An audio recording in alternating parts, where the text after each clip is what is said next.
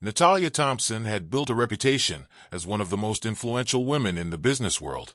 As the founder and CEO of Summit Innovations, a tech powerhouse worth billions, she was admired for her sharp intellect, strategic thinking, and strong leadership. But despite her success, Natalia had grown increasingly uneasy. Over the years, she had heard murmurs from employees about bias and a lack of respect for non-executive staff. She often questioned whether the culture she had envisioned for her company truly existed at every level. Determined to uncover the truth, she decided to embark on a bold social experiment. She would go undercover as a cleaner in her own company for an entire week. The decision wasn't made lightly. Natalia knew it would be uncomfortable and possibly humiliating, but she believed it was the only way to gain an unfiltered view of her workplace. On a chilly Monday morning, she swapped her designer suits for a plain sweatshirt and jeans. Her long hair, usually styled in an immaculate bun, was tied back in a simple ponytail. With cleaning supplies in hand, she entered the building she owned, but this time, no one recognized her. The transformation was immediate. As she walked through the lobby, the receptionist barely glanced at her. The security guard, who normally greeted her warmly, waved her through without a word. Natalia felt the weight of invisibility settle over her. Her first task as Natalie the cleaner was to tidy up the break room. She approached cautiously, not wanting to draw attention to herself. Several employees were gathered around, chatting over coffee. "She's new," one whispered, glancing at her cleaning supplies. "Looks like they're lowering the hiring standards," another said with a smirk. Natalia kept her head down, wiping tables and sweeping the floor. As she worked, she overheard snippets of their conversation. They spoke about weekend plans, work frustrations, and a new project that was struggling. Natalia recognized the project. It was one she had greenlit just months ago. "I don't know why the CEO is so focused on diversity initiatives," one of them muttered. "It's not like it's helping the bottom line." Her chest tightened, but she continued cleaning, pretending not to hear.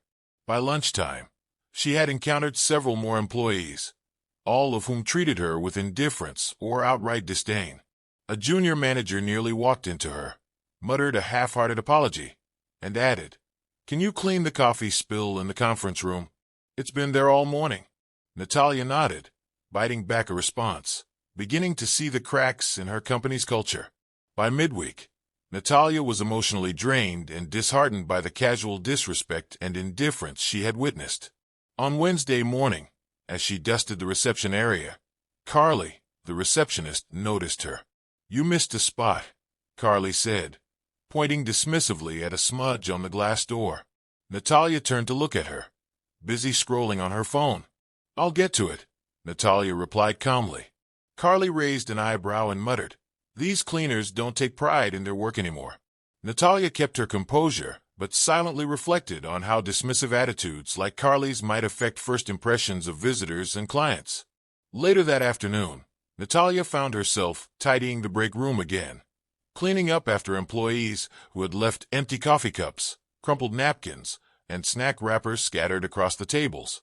As she worked, Greg, a marketing manager, entered with Monica, one of his team members. "Did you hear about the diversity initiative the higher-ups are pushing?" Greg said, his tone dripping with sarcasm. Monica rolled her eyes. "Another box-ticking exercise, I'm sure." Natalia gripped her cleaning rag tightly. This was exactly why she had undertaken the experiment, to expose these attitudes and address them. The breaking point came Thursday afternoon when Natalia was assigned to clean the executive suite. Entering one of the large conference rooms, she found it in disarray. As she cleaned, Greg walked in, barely glancing at her before pointing at a coffee spill. "Can you take care of that?" "Thanks," he said without waiting for a response. Natalia stared at him, her heart pounding. She wanted to reveal her true identity, but held back, knowing the lesson required patience. The next morning, Natalia arrived at the office not as Natalie the cleaner, but as Natalia Thompson, the CEO. Dressed impeccably in a tailored suit, she carried herself with the authority she was known for. That day's company-wide meeting would be unlike any other.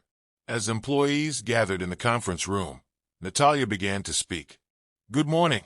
Before we dive into our usual updates, I want to share an experience I had this week. For the past 5 days, I haven't been sitting in this office or attending meetings. Instead, I've been working among you. But not as your CEO. I've been working as a cleaner. The room erupted in murmurs. Natalia's voice cut through the noise. I spent the week cleaning your offices, tidying your messes, and observing how you treat those you consider beneath you.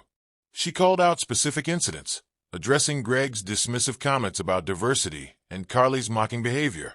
The room fell silent as her words sank in. These experiences weren't isolated incidents.